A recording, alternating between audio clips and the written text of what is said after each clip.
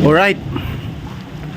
Sa wakas guys, at last tapos kinman ang aton nga obra diri sa may barangay 1.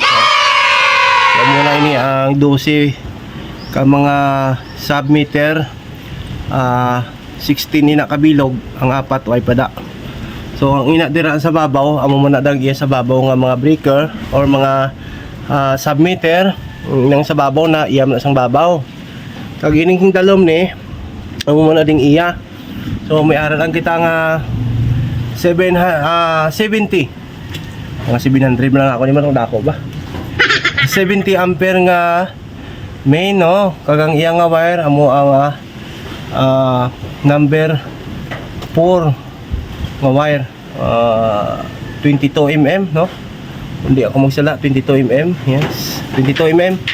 So ara naman yang aton nya entrance, ari naman yung ato entrada. Okay.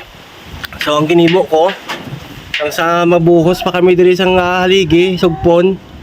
So matiltig pa dira. Kag ano pa nga himuon panambala kay hambal sang mon nga amigo, hindi na sa kuno manambala da. So nag-decide na lang kami na lang maobra sini.